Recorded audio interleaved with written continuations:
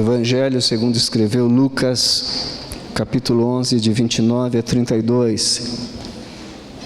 Eu quero dar um tema a essa mensagem de hoje, que é o seguinte: Igreja, sinal de Deus para gerações. Igreja, sinal de Deus para gerações. E nós vamos ver nesse texto e durante esta mensagem alguns grupos que vão a Jesus, e nós vamos ver como Jesus compara esses grupos, e mais para o final dessa mensagem, o que é que isso tem a ver com a igreja nos dias de hoje. Qual é o nosso papel? O que é que Deus está fazendo nos nossos dias? Diz o seguinte, o capítulo 11 do Evangelho de Lucas, de 29 a 32. Aumentando a multidão, Jesus começou a dizer: esta é uma geração perversa. Ela pede um sinal miraculoso, mas nenhum sinal lhe será dado, exceto o sinal de Jonas. Pois assim como Jonas foi um sinal para os ninivitas, o Filho do Homem também o será para esta geração. A rainha do sul se levantará no juízo com os homens desta geração e os condenará, pois ela veio dos confins da terra para ouvir a sabedoria de Salomão, e agora está aqui quem é maior do que Salomão. Os homens de Nínive se levantarão no juízo com esta geração e a condenarão, pois eles se arrependeram com a pregação de Jonas, e agora está aqui quem é maior do que Jonas. Muito bem.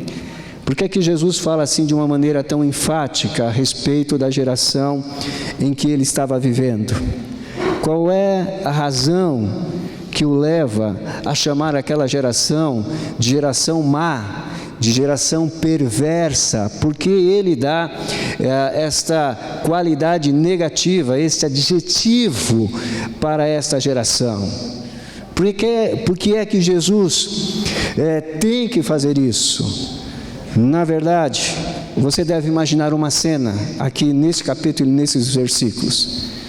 Comece a imaginar aí no seu lugar uma grande multidão crescendo, e eles estão envolvendo o Senhor Jesus Cristo. Eles estão por todo lado.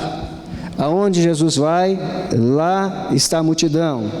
O Salvador começa a pregar e lá a multidão está.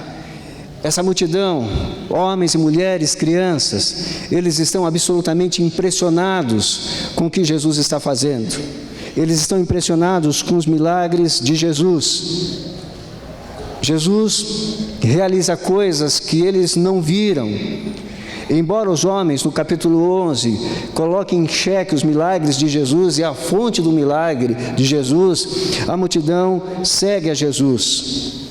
E por isso que no meio dessa multidão de gente que gosta de ver milagres, também tem aqueles que são contrários a Jesus Cristo.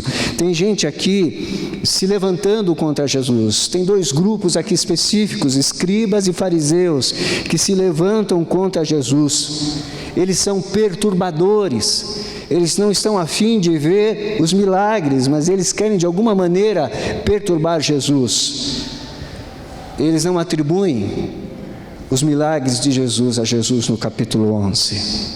Eles olham para tudo aquilo e dizem: você faz isso por meio de Belzebu. A fonte dos teus milagres não é Deus, a fonte dos teus milagres é o diabo, Belzebu. Esses homens pertencentes a esses dois grupos, escribas e fariseus, eles são homens notáveis. Eles também chamam atenção para si porque são líderes religiosos. Estão lá para afrontar Jesus. Então, no meio dessa multidão, nós temos aqueles que estão ávidos por receber o milagre de Jesus. Nós temos no meio dessa multidão aqueles que estão contra Jesus.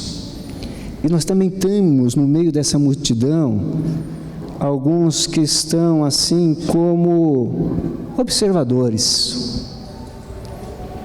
Eles estão muito preocupados, não, eles não querem saber se o milagre veio do diabo ou se veio de Deus, eles estão observando. Eles são tão observadores que estão ali na multidão esperando somente que se desenrole o próximo capítulo. Eles são observadores. E aí, agora? Será que Jesus vai responder esses caras aí ou não? Qual será o próximo capítulo? Será que ele fará um milagre? Tem gente aqui pedindo o sinal do céu para Jesus. Você vai encontrar isso lá em Marcos, capítulo 8. Tem gente aqui pedindo que Jesus explique essa questão da estrela X está ligada à estrela Y, porque a astronomia fazia algumas previsões, então eles estavam olhando e pensando e olhando para o céu. Vamos ver se esse mestre aí é capaz de nos ensinar as coisas celestiais. Esses são os caras de fora que não estão nem aí, eles só estão a fim de ver o próximo capítulo da história de Jesus.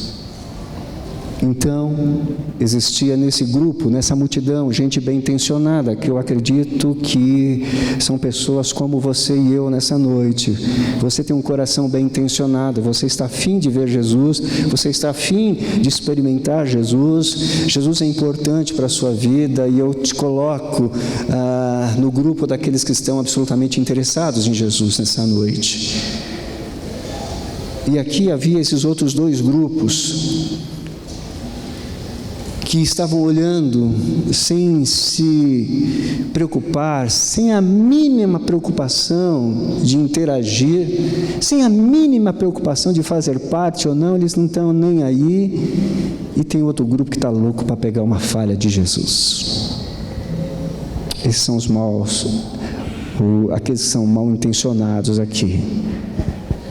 E ainda hoje, nós temos grupos neste mundo que não acreditam em Jesus. Nós temos um grupo que é contra Jesus.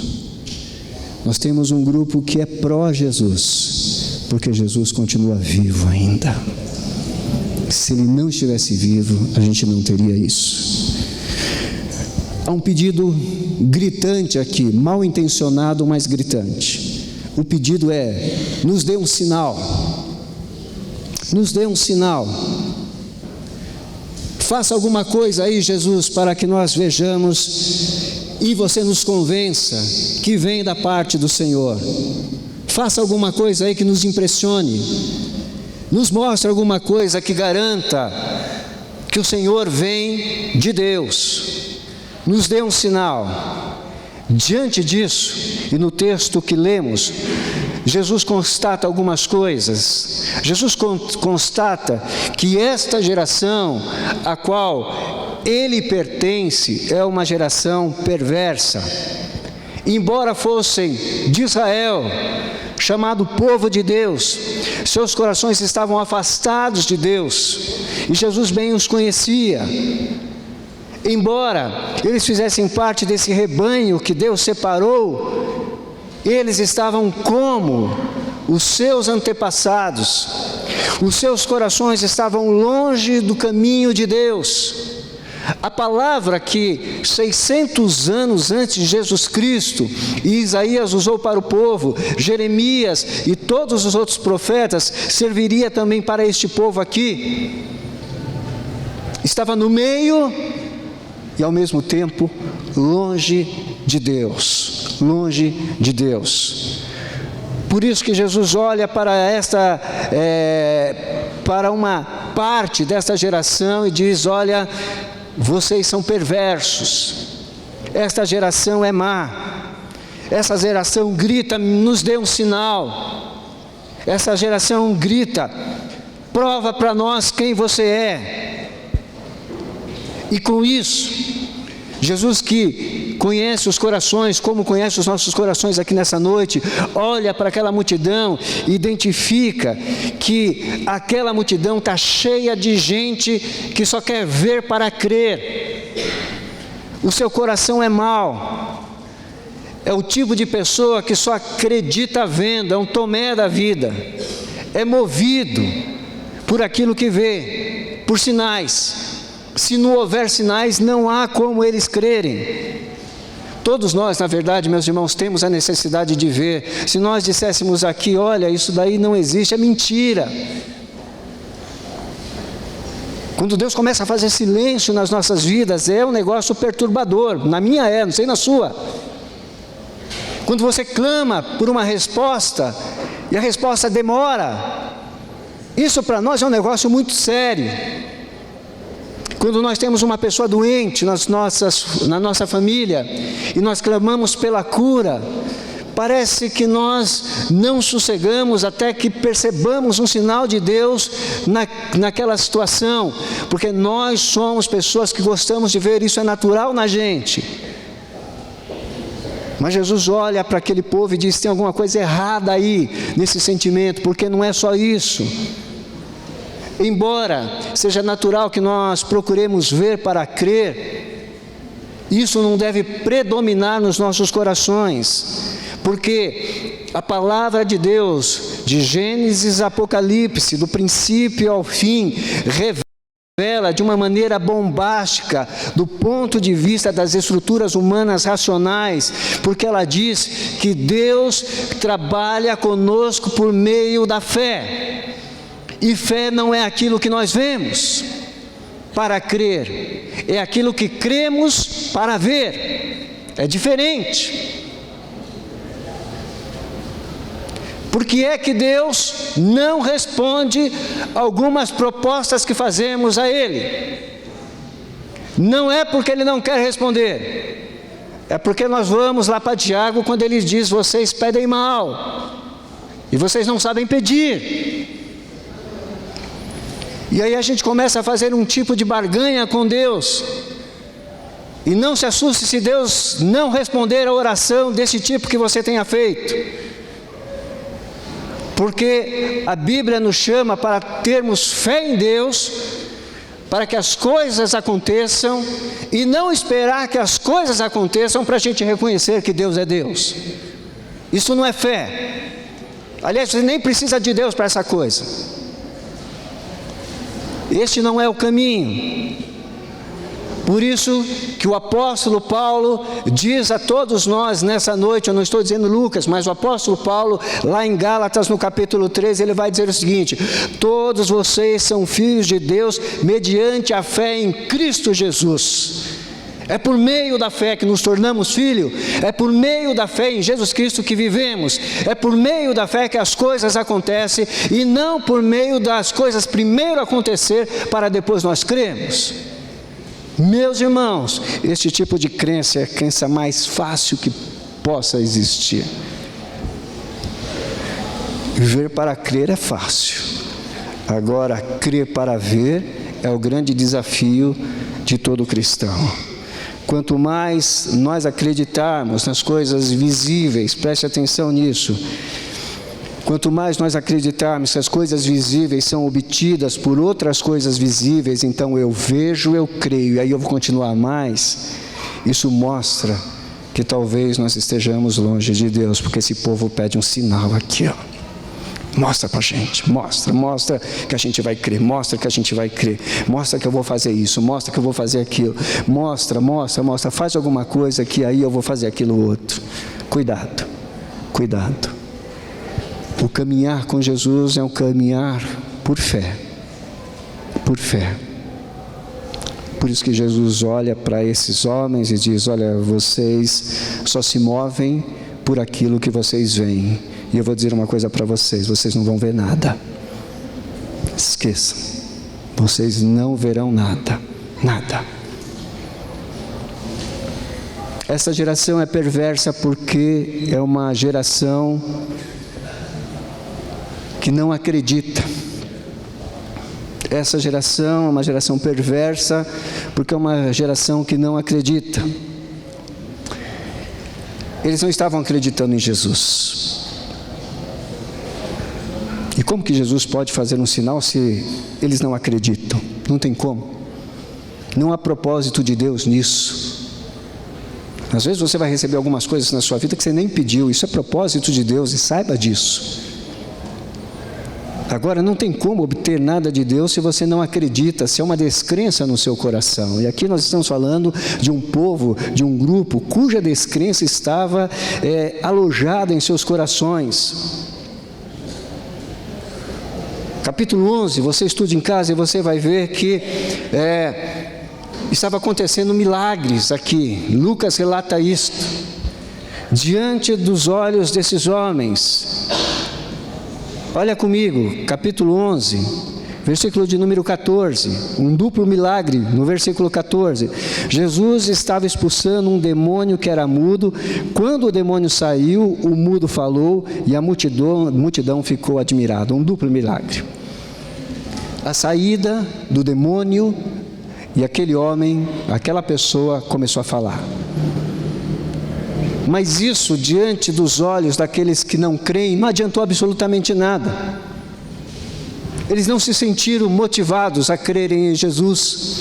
Não havia fé no coração deles. Meus irmãos, se você não acredita, pode acontecer o que for na sua frente. Nada vai fazer com que você tenha fé em Deus. Mas isso, lembre-se, é de gente que está longe dos caminhos de Deus. Eles são religiosos, porém não criam em Jesus. Seus olhos cegos não estavam vendo Jesus. E uma coisa, Jesus não perde tempo com essa turma não. Jesus está esquentando muito a cabeça com eles não. Por quê? Porque não há fé, há um sistema religioso alojado no coração desses homens. E quando há um sistema religioso alojado no coração dos homens, e somente um sistema religioso, não há como esses homens experimentarem de Deus alguma coisa sobrenatural. O sobrenatural não os visita. E Jesus não fará nenhum milagre como se fosse um show para que aqueles homens pudessem crer. Eles não creriam.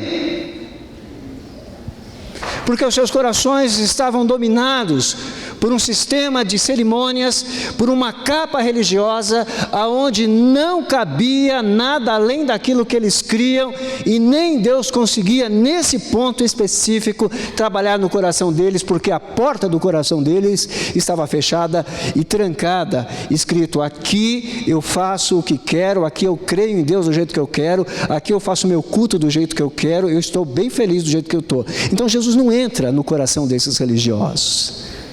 Não tem jeito, não tem jeito. Eles não acreditam. Há um conhecimento gigantesco acerca de Deus, mas não há fé no coração desses homens. Este conhecimento tão grande de Deus acaba por anular esta fé que eles deveriam depositar em Jesus Cristo. Então Jesus olha para eles e diz: não haverá sinal para vocês, não haverá. Esta geração é perversa, porque a falta de fé deixa com que eles fiquem absolutamente cegos diante do sobrenatural. Eles não conseguem reconhecer Deus, eles não conseguem ver Deus a 1 metro de distância, não conseguem ver Deus. Se for Jesus que estiver tocando, você pode atender. Não tem problema nenhum. É que a gente entra e esquece, isso é normal. Esquece de desligar o celular, isso é normal, não se preocupe com isso. Mas continuemos aqui. Nos dê um sinal. Essa é o grito desses homens. Então nós aprendemos uma segunda lição nesse texto. A primeira é que Deus examina os corações, Ele sabe de todas as coisas, Ele diz: essa geração é perversa. A segunda coisa é que Deus não se dobra a pedidos com segundas intenções. Deus não se dobra a pedidos com segundas intenções. E aqui eu uso essa expressão, Deus não se dobra, sabendo de toda a suficiência de Deus, de toda a autonomia de Deus.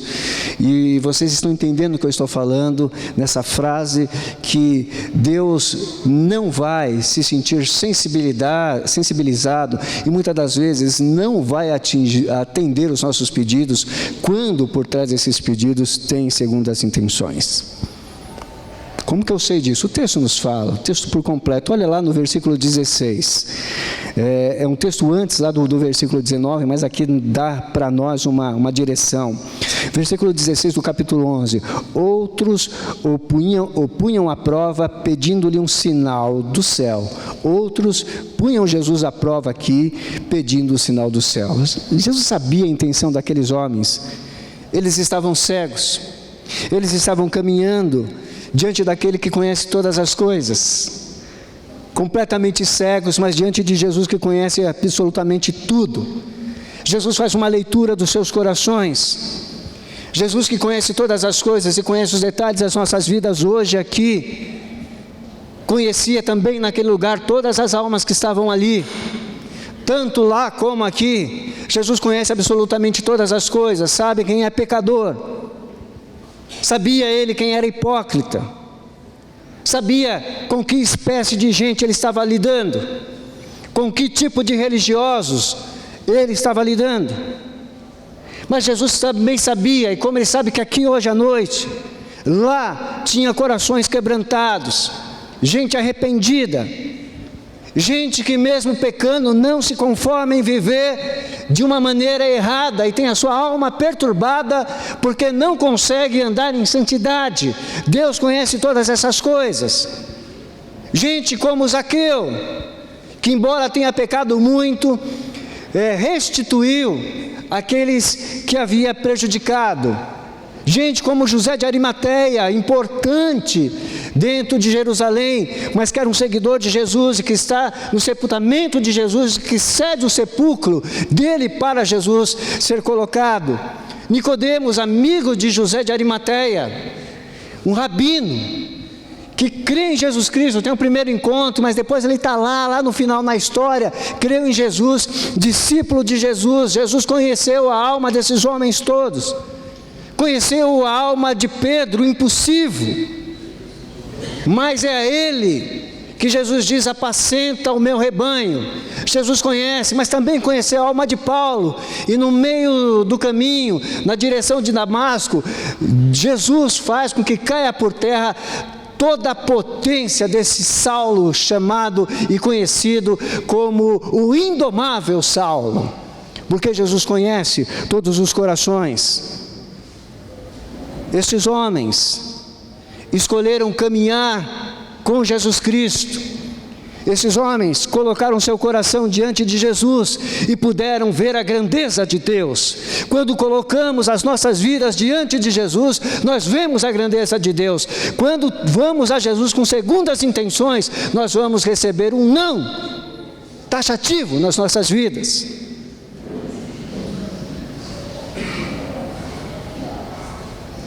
Por que recebemos não? Porque os caminhos de Deus não são de caminhos que desafiam a Deus, são caminhos em quais nós nos dobramos diante de Deus e vemos os sinais que nós não esperamos e sinais de bênção para as nossas vidas. Isso é o caminho de Deus. Nós seguimos a Deus não porque Ele faz ou Ele tem que fazer alguma coisa. Nós seguimos o caminho de Jesus Cristo, crendo que Ele possa fazer, e se não fizer, está tudo bem. Ou tem alguém aqui que crê diferente? Pelo menos a Bíblia ensina isso para nós. Esses homens estão tão cegos, que mesmo diante de um milagre, eles pedem prova a Jesus Cristo. Jesus expulsa um demônio, que emudecia uma pessoa, e eles ainda pedem: olha, mostra mais, é do Senhor mesmo, mostra mais. Jesus não mostra. A intenção do coração desses homens faz com que todo pedido da vida deles não saia dessa terra, não chegue no trono de Deus. não chega lá. Por isso, muitas das vezes a gente não consegue experimentar alguma coisa de Deus porque nós estamos cegos do que Deus está fazendo. E aí a gente pode dizer que às vezes é extremamente difícil deixar algum tipo de segurança que nós temos para confiar plenamente em Deus. A gente não confia e a gente não vai ver. Se você deixar, você vai ver. Nós aprendemos a confiar em tantas coisas nessa vida, que muitas das vezes acreditar em Jesus é mais uma das coisas que a gente acredita. Não. Jesus é único. Jesus é exclusivo. E é nele e somente nele que nós devemos confiar. Às vezes nós temos uma dificuldade enorme em crer que Jesus continua operando. Pode ser que você não esteja mais acreditando que Deus opera. Pode ser que você esteja passando por uma crise de fé. Você vê tanto milagre por aí, e hoje milagre está tão banalizado em todos os lugares, que você não acredita. Você vai dizer que todo e qualquer milagre é uma invenção, é para parecer show de fé, essas coisas todas, e você não acredita mais. Crer em Jesus é uma quebra de tantas coisas que nós precisamos fazer. Porque Jesus continua operando, Jesus continua fazendo milagres, Jesus continua intercedendo por nós, está na Bíblia isso daí. Ele continua em plena operação nos nossos dias e Ele certamente quer trabalhar na sua vida, trabalhar em você. Por isso que nesse texto nós temos um chamado a confiarmos em Jesus, a depositarmos em Jesus toda a nossa confiança. E às vezes a gente está tão assim que a gente não consegue ouvir. Eu me lembro da história do alpinista que ele se desafiou e ele anunciou: olha, eu vou escalar aquela montanha.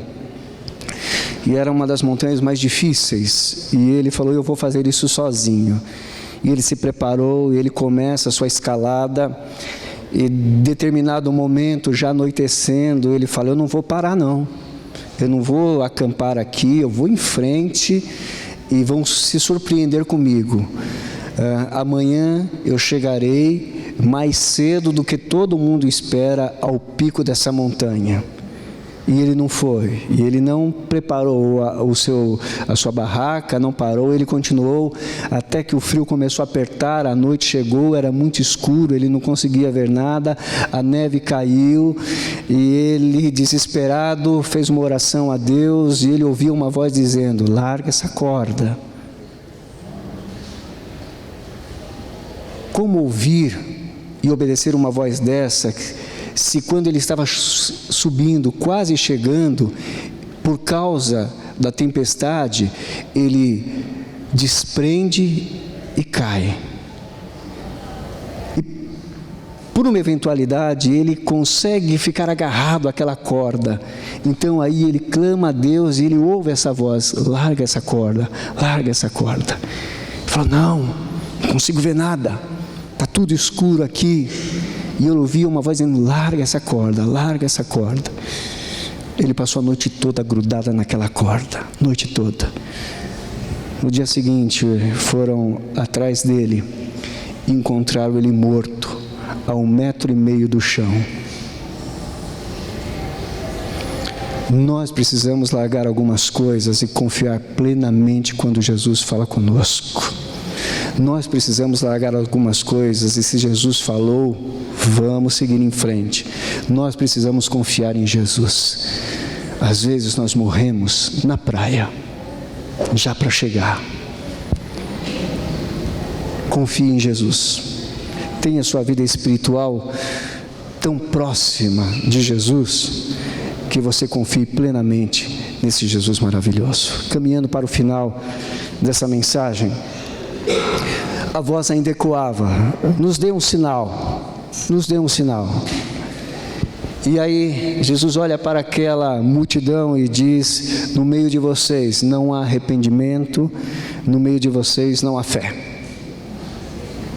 O que eu quero não existe aí no meio de vocês, e por isso não haverá respostas positivas a esse grito: nos dê um sinal. Eu não vou fazer nada, porque aí não há arrependimento e aí não há fé. O pedido de milagre desses homens, olha só, e é importante que a gente se atente a isso daí. O pedido de milagre desses homens se transformou numa palavra de juízo sobre a vida deles. Quando não há discernimento na nossa vida espiritual, quando a gente não sabe, não entende, não vive aquilo que Deus pede que nós vivamos, a palavra de Deus, que é bênção para a nossa vida, também pode ser a palavra de Deus que trará juízo sobre a nossa vida. O pedido desses homens, que queriam ver um milagre, torna para eles uma palavra de juízo contra eles mesmos. Na espiritualidade em que eles viviam, queriam ver um espetáculo de Jesus Cristo, mas tiveram da parte de Jesus a condenação. Por que a condenação? Porque eles estavam longe de Jesus. Não havia arrependimento e não havia fé na vida desses homens. Jonas, os ninivitas e a rainha de Sabá são figuras utilizadas por Jesus aqui para lançar juízo sobre a vida desses homens. Nos dê um milagre. Não, sobre vocês vem juízo.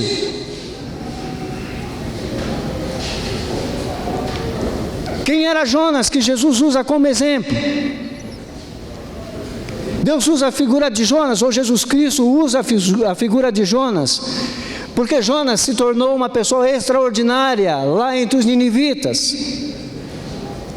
E mais do que isto, quando Jesus lá em Mateus, principalmente no capítulo 12 de Mateus, quando vai tratar desse texto também, vai dizer que Jonas é o exemplo, é uma figura de Jesus Cristo, porque Jonas passou 3 dias e 3 noites no ventre do grande peixe, e Jesus também 3 dias e 3 noites lá na terra e depois ressurgiu. Jesus faz com que Jonas seja lembrado, porque a ressurreição de Jesus trará condenação a esses homens que não creram, trará alegria para aqueles que depositaram suas vidas, completa alegria, mas trará tristeza e juízo para aqueles que não creram e não observaram. Jesus usa a vida dos habitantes de Nínive. Por quê? Porque os habitantes dessa cidade, os ninivitas, se arrependeram dos seus pecados. Embora Jonas, o pregador, pregou de uma maneira relaxada, e não foi nem pregação de salvação. Vocês se lembram, estudantes da Bíblia, que ele sai gritando pela cidade dizendo: olha, em 40 dias Deus trará juízo a essa cidade, vai destruir essa cidade. E diz a palavra de Deus ali no livro de Jonas, que toda a cidade se arrependeu. Agora, por que é que Jesus usa a figura de Jonas dentro da cidade de Nínive para dizer: olha, aqueles ninivitas que se arrependeram, eles julgarão vocês? Porque os ninivitas, que eram homens ruins, estavam recebendo a visita de um homem que passou 3 dias e 3 noites dentro do ventre de um grande peixe, e só um Deus muito poderoso poderia tirá-lo de lá.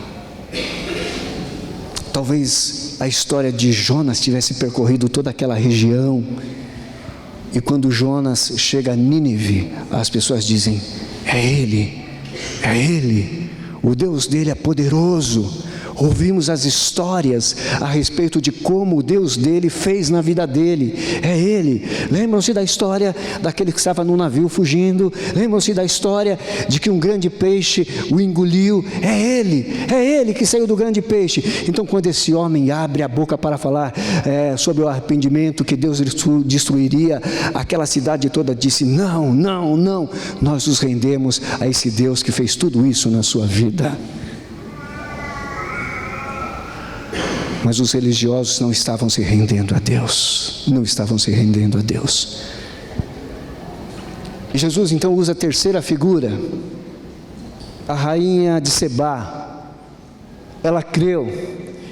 Você vai ler isso em 1 Reis, capítulo 10. Você vai ler a história dessa rainha lá, que ela sai do seu país e vai ao encontro de Salomão, porque ela ouve a respeito de Salomão, e o que ela ouve impressiona os ouvidos dela, e ela sai os estudiosos dizem por volta de 2.000 quilômetros, e ela vai nessa viagem, ela chega, ela conhece Salomão, e conhece as riquezas de Salomão, e conhece a sabedoria de Salomão, e ela diz a Salomão: você é muito mais do que disseram para mim. E sabe o que ela faz? Ela direciona toda a sabedoria e toda a riqueza que Salomão tem a Deus. Ela diz: o teu Deus é quem faz isso por você. E por isso que Jesus a cita, dizendo: aquela rainha servirá como juíza diante de vocês, porque ela reconheceu quem Deus era e o que Deus estava fazendo. Partindo para o final, as considerações finais dessa mensagem. Jesus estava diante de um grupo que tinha o privilégio de vê-lo à sua frente. Os judeus, mesmo tendo Jesus a poucos metros de distância, em carne e osso, não se arrependeram. A rainha e o povo de Nínive se arrependeram e foram poupados, e julgarão esse povo lá no juízo final. O Senhor Jesus, ou o Senhor Deus, deu a Israel inúmeras chances de arrependimento, e eles se recusaram a crer. E Jesus está diante de um grupo que se recusa a crer. E Jesus está dizendo: eu sou o sinal para esses tempos. Vocês precisam acreditar no que eu estou fazendo. Vocês não estão se apercebendo de quem eu sou e o que eu estou fazendo. E por isso eu não vou fazer nenhum sinal. E o sinal, ou os sinais que foram feitos no passado, servirão para vocês como condenação, porque vocês não estão se apercebendo o que eu estou fazendo no mundo. Aí então eu trago para nós nos nossos dias. Eu não tenho dúvida que a igreja precisa abrir os olhos para aquilo que Deus está fazendo no mundo. Porque Jesus está vivo e Jesus está presente nos nossos dias. E nós não podemos viver de uma maneira como se Ele estivesse ausente. Nós precisamos ser uma igreja que olha para o Senhor Jesus, que crê na sua palavra e vive aquilo que Deus pede que nós vivamos. Nós precisamos ser uma igreja que entenda que Jesus Cristo está fazendo muitas coisas nessa geração, e nós não podemos passar desapercebidos, como se não tivéssemos nada a ver com o que Jesus está fazendo. Sim, Jesus está fazendo. Nessa multidão, onde tinham pessoas que criam em Jesus, e por isso estavam experimentando milagres, que tinha opositores de Jesus, e que tinha gente indiferente. Nós não podemos ser gente indiferente, e nós não podemos ser opositores de Jesus. Nós precisamos ser o povo da igreja de Jesus, que sabe que Ele está fazendo grandes coisas nesse tempo, meus irmãos. Nós fomos chamados para isso. É para isso que somos convocados por Deus. Deus tem tantas coisas para fazer com a nossa igreja e nesse tempo, e eu não me refiro somente ou estritamente ao novo local de culto que nós teremos daqui a pouco, que nós precisaremos nos juntar. Não é nada disso. É muito mais do que isso o que Deus está fazendo. Jesus estava dizendo para aquela geração: eu estou presente como Messias e vocês não estão vendo a mim. Jesus está dizendo para nós hoje a mesma coisa: eu estou presente como Messias no meio de vocês, mas vocês precisam viver de uma maneira que enxerguem o meu propósito na vida de vocês, porque vocês não estão vivendo isso. A quem você pertence nessa multidão? Aqueles que caminham com Jesus, experimentam de Jesus, os diferentes ou aqueles que estão contra Jesus? E saiba de uma coisa, a gente não sabe de tudo nessa vida, mas nós precisamos estar ligados ao máximo possível nas coisas que estão acontecendo. A palavra de Deus nos diz que quando nós somos remidos por Jesus Cristo, nós temos os olhos lá no céu, mas nós temos os olhos aqui na terra, e nós ficamos muito espertos com as coisas que estão acontecendo. Meus irmãos, algumas coisas estão acontecendo no Brasil, e eu não me refiro à política, e eu não me encanto com nenhuma promessa política, mas eu estou dizendo que algumas coisas estão acontecendo no Brasil, porque Jesus está no Brasil trabalhando.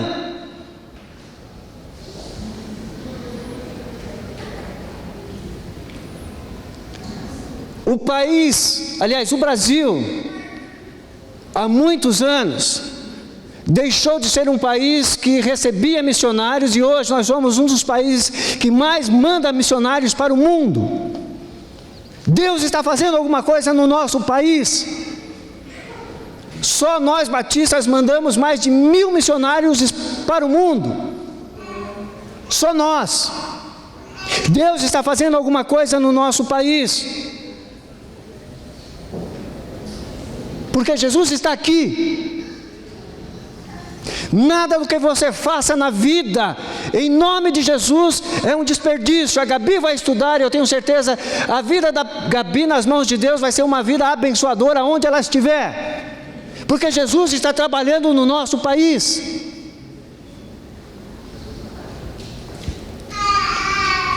Pastor Michel Piragini, filho do pastor Pascoal Piragini, da PIB de Curitiba, a primeira igreja batista de Curitiba.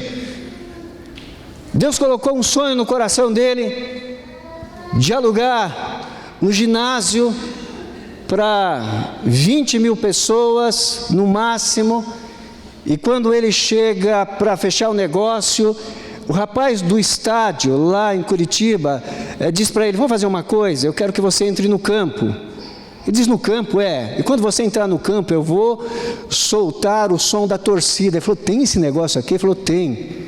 Se prepara, quando eu der o toque, você sobe a escada. E o Michel Piragini foi para o local, e o rapaz subiu para a cabine de som, e o rapaz deu o toque para o pastor Michel. Aí quando o pastor Michel começa a subir, solta aquela voz, como se a torcida estivesse ali. Uau! E aí naquele momento, o Michel disse o seguinte: Senhor, não é o ginásio, é o estádio que nós vamos lotar. É o estádio que nós vamos lotar.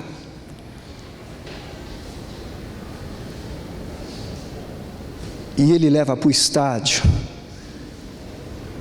40.000 pessoas, sem anunciar um cantor gospel,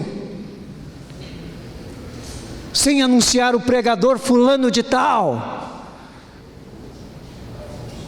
com um simples convite: venham adorar o nome de Jesus, porque Jesus está fazendo alguma coisa no Brasil. E no ano seguinte ele coloca mais 40 e tantas mil pessoas naquele estádio.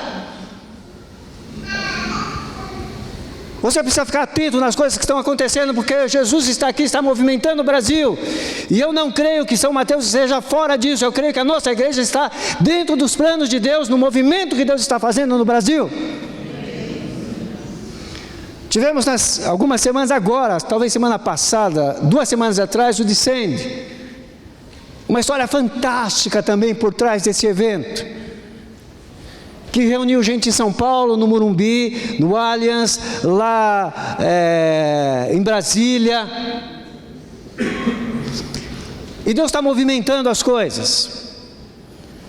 E nesse movimento do Descende, 4.900 universitários disseram o seguinte para Jesus: nós vamos espalhar a mensagem de salvação nas nossas universidades. 4.900 jovens, Deus está agindo, meus irmãos.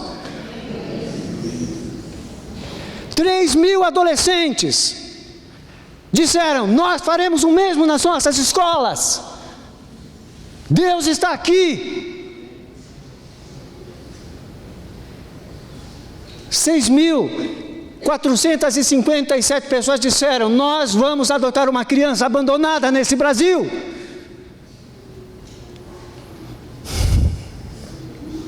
10.419 pessoas responderam ao chamado do Senhor dizendo: nós vamos a outros países proclamar Jesus, porque somos um celeiro do Senhor nesse momento no Brasil.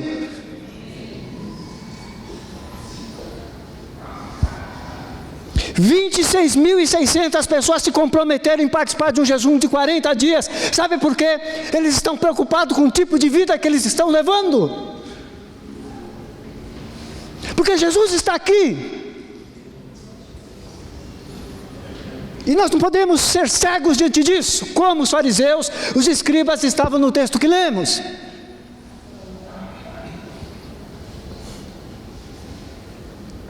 23.450 pessoas decidiram ler a Bíblia num plano de leitura junto com o devocional, porque elas estão pensando na sua vida devocional, porque Jesus está aqui no Brasil.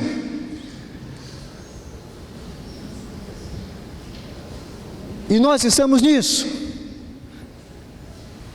Quando preguei há 15 dias atrás, Maurício, que está aqui, e o Alexandre, depois vieram falar: pastor, parece que você estava lá no Dicente, você fez um resumo das pregações, e foram várias, muitas pregações. Eu falei: eu nem ouvi o Dicente, eu sabia que ia acontecer, mas nem ouvi, sabia que vocês estavam lá, mas não ouvi absolutamente nada. Eu só tenho uma resposta para isso: Deus está em São Mateus e está nos colocando aonde Ele está trabalhando aqui no Brasil. É isso como resposta. É por isso que Ele nos tira de lá, nos traz para cá e depois vai nos devolver para lá, porque as coisas estão acontecendo e nós não vamos ficar fora disso, porque tem muita coisa para fazer. Baixa a sua cabeça. Baixa a sua cabeça.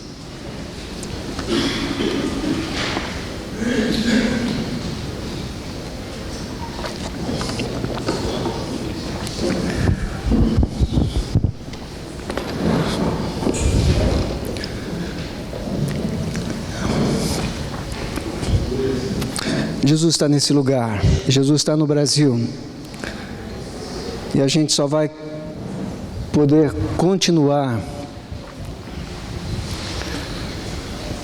se nós enxergarmos Jesus. Para nós enxergarmos Jesus, há uma condição: a santificação das nossas vidas. Eu quero fazer um apelo a você que está aqui nessa noite,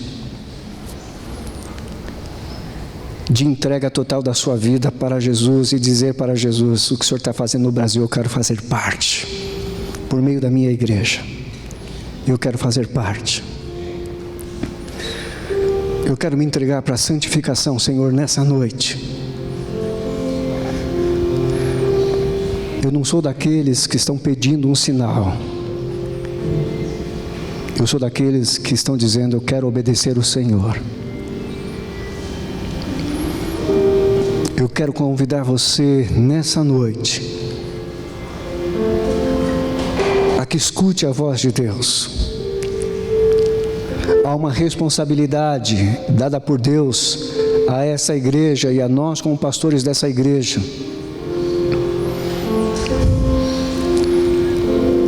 para que essa igreja seja uma igreja atuante nesse Brasil que Jesus está atuando, e nós vamos precisar da sua vida. Muito. Tem muita gente para a gente compartilhar o Evangelho, tem muita gente para a gente discipular, tem muita gente para a gente ensinar os primeiros passos, tem muita gente para a gente amar, tem muita gente para a gente curar as feridas, tem muita gente para a gente sorrir junto, mas também muita gente para a gente chorar junto, e nós vamos precisar de você.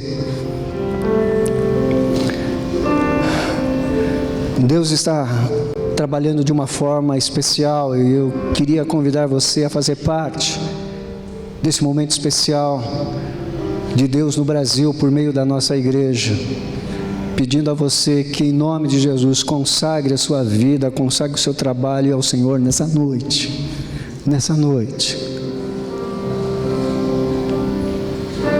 Diz a palavra de Deus: sem santidade ninguém verá a Deus. O caminho é entrega e santidade.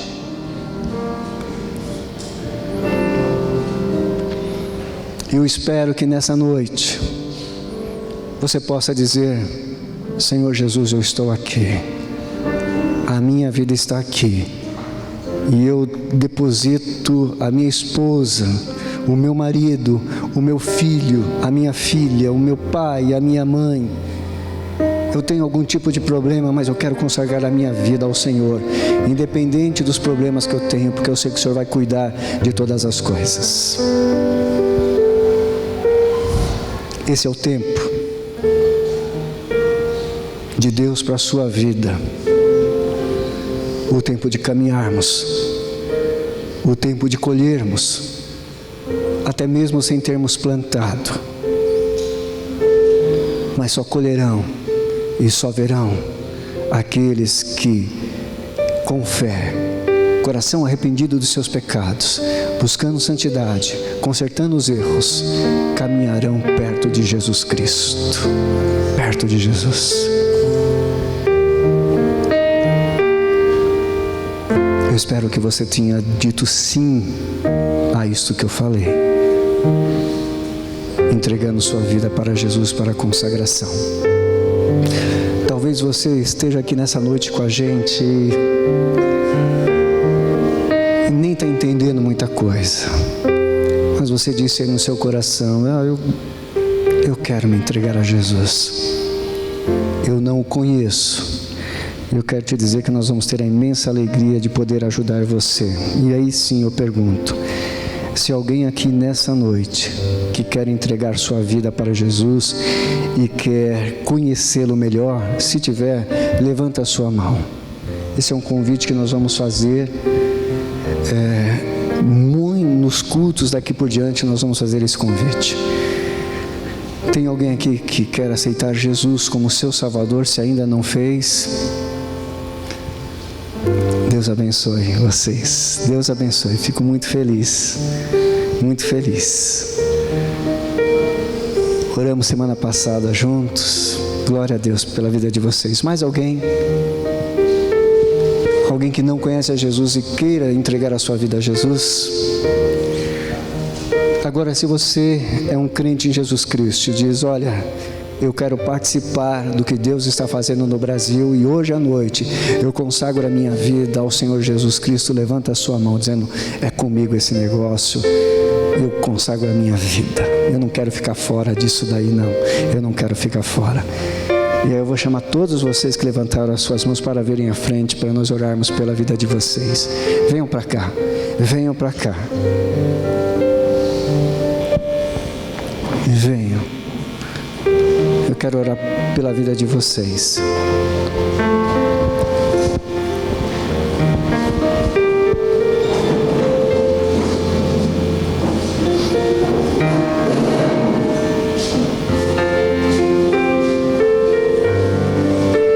Amém.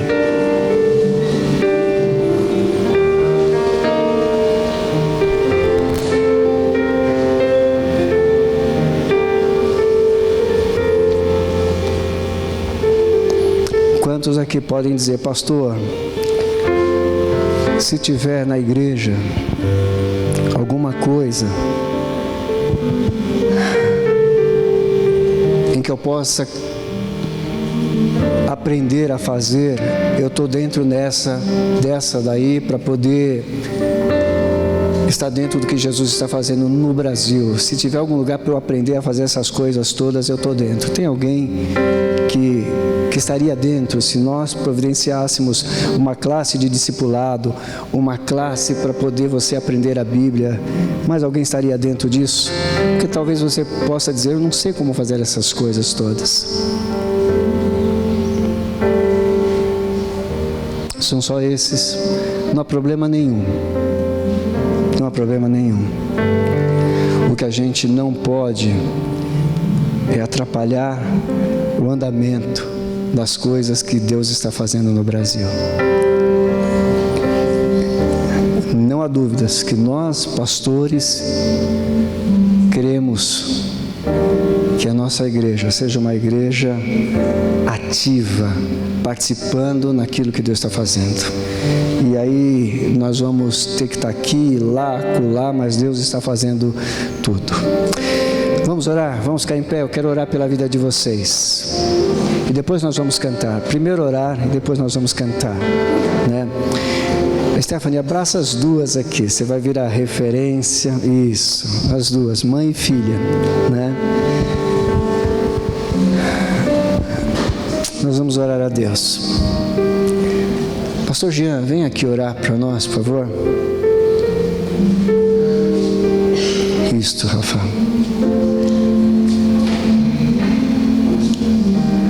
A gente precisa estar juntos.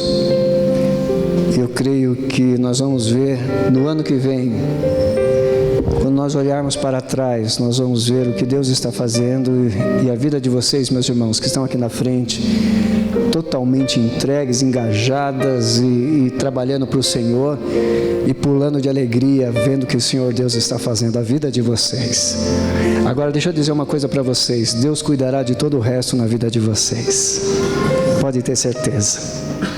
Aquele que se entrega ao Senhor Jesus Cristo, o Senhor Jesus Cristo trabalha em prol, tenho certeza disso. Bora juntos, porque o que vem aí pela frente é coisa maravilhosa. Jesus já começou, nós vamos continuar isso daí, e Deus vai abençoar a vida de cada um de vocês. Pastor Jean, por favor. Senhor, eu sei que o Senhor está se movendo e movendo as tuas mãos sobre esse lugar, movendo a tua mão sobre o Brasil e fazendo algo muito especial. Essas vidas que vieram à frente, entregando seus corações para ti, é a prova visível, é o sinal de Deus que o Senhor está aqui. Obrigado, meu Deus, por essas vidas que se colocam em tuas mãos poderosas e que vão ser certamente guiados pelo Espírito Santo. Meu Deus, essas pessoas que respondem a esse convite de fazerem parte desse momento tão especial na história do nosso Brasil. Meu Deus, eu sei que onde eles estiverem, haverá certamente uma inspiração maior, porque Deus quer usar vocês. As mãos de Deus estarão sobre vocês, onde vocês estiverem. E onde vocês entrarem, onde vocês pisarem, Deus os abençoará. É isso que o Brasil precisa, homens e mulheres de Deus, que façam a diferença, e é isso que acontece nesse momento, numa palavra que Deus deu através do seu servo. Deus está chamando você para um novo tempo. Deus, onde essas pessoas estiverem, o Senhor esteja ali com eles, guiando, conduzindo, portas se abram, vidas sejam transformadas, e as tuas mãos poderosas com certeza irá à frente, mostrando, guiando, conduzindo, salvando e libertando vidas, e até curando, porque é o que nós precisamos hoje de cura, cura emocional, cura física, nós precisamos. E as suas mãos, meu amado, minha amada, olha as suas mãos. Deus quer usar as suas mãos. Onde você estender as suas mãos, Jesus estará estendendo as deles. Em nome de Jesus. Amém.